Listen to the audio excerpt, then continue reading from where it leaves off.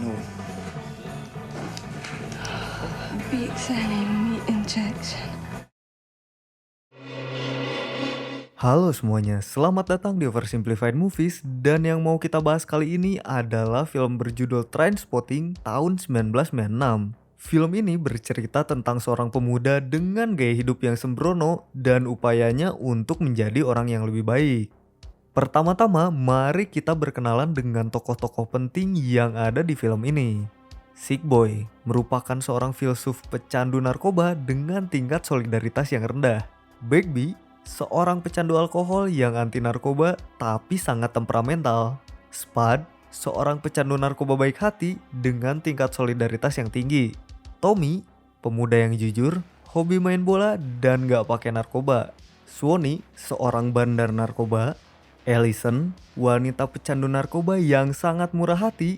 Baby Dawn, anaknya Allison, tapi karena Allison sangat murah hati, sampai titik ini belum ada yang tahu siapa sebenarnya bapak kandung Baby Dawn. Dan ini adalah Renton, seorang pecandu narkoba dengan tingkat solidaritas yang rendah dan merupakan tokoh utama di film ini. Pada suatu hari, Renton, Spud, Sick Boy, Allison, dan Baby Dawn lagi nongkrong di rumah Swanee. Dan tentunya mereka lagi mengonsumsi narkoba, tepatnya heroin. Ketika sedang berada dalam pengaruh heroin, Renton membayangkan orang-orang yang dari dulu selalu menasihatinya tentang bahaya heroin.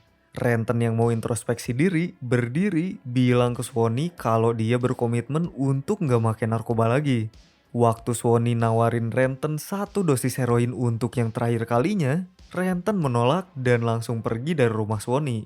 Untuk bisa bebas dari heroin, Renton mengunci dirinya dalam sebuah kamar. Dia menyiapkan sup tomat, sup jamur, es krim, vanila, magnesium, paracetamol, pembersih mulut, vitamin, air mineral, majalah porno, kasur, ember untuk buang air kecil, buang air besar, dan muntah, sebuah televisi, dan 1 botol Valium yang dia dapat dari ibunya yang merupakan seorang pecandu narkoba.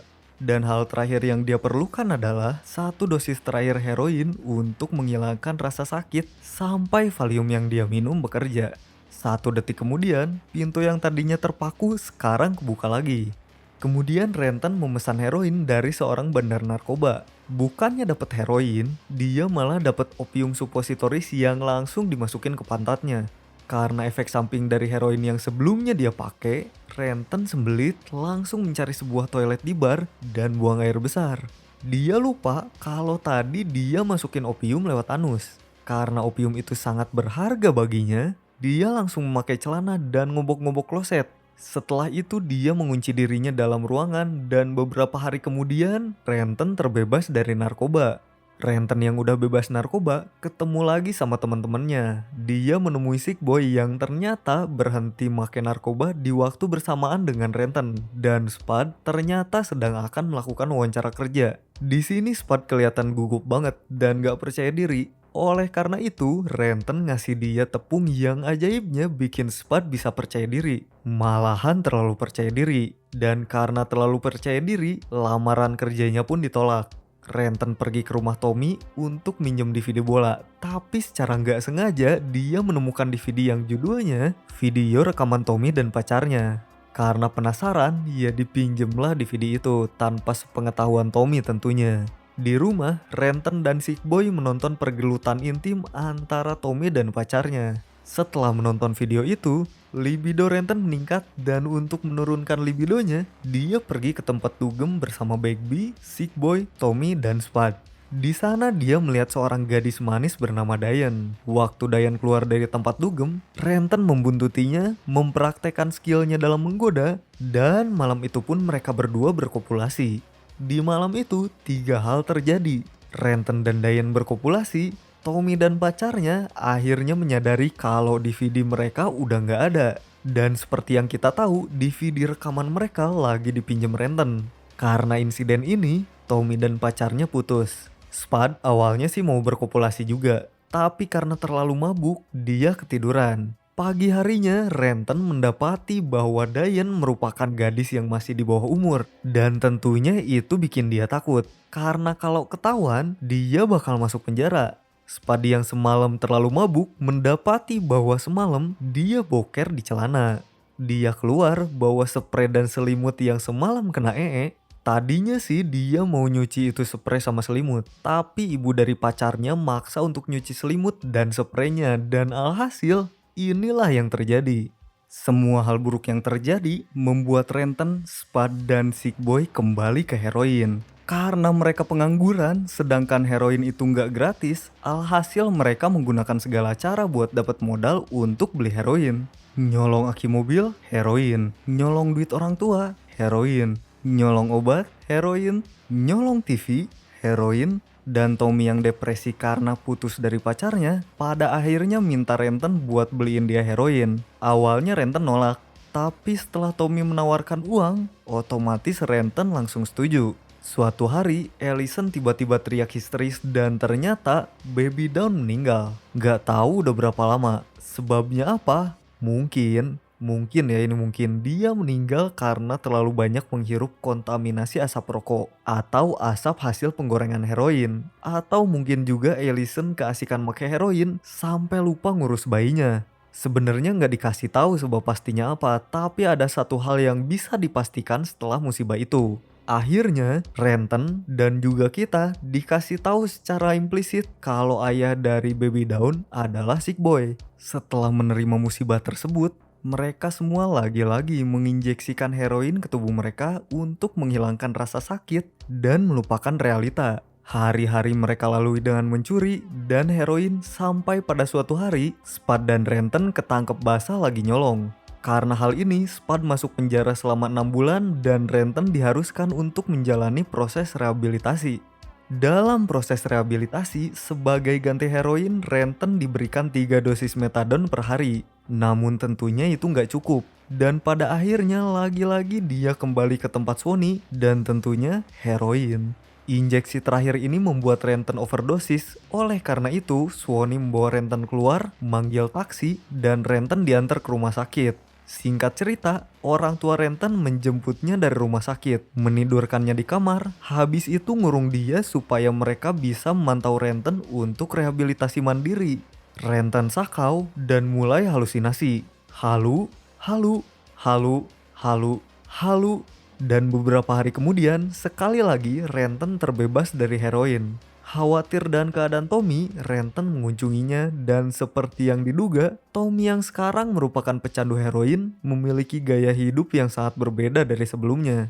Suatu hari, Diane mengunjungi Renton dan di sini dia membujuk Renton untuk mulai pakai otak dan move on dari lingkungan dan hidupnya yang sekarang. Setelah itu, Renton mulai melanjutkan hidup dengan bekerja sebagai pegawai leasing properti di London. Dia menjalani kehidupan yang normal, bekerja, pulang ke rumah, rokok, dan surat-suratan sama Diane. Sampai pada suatu hari, Bagby yang ternyata sedang buron karena kasus perampokan datang mengunjungi Renton. Numpang tidur, minta rokok, minta bir, dugem, dan cipokan dengan waria.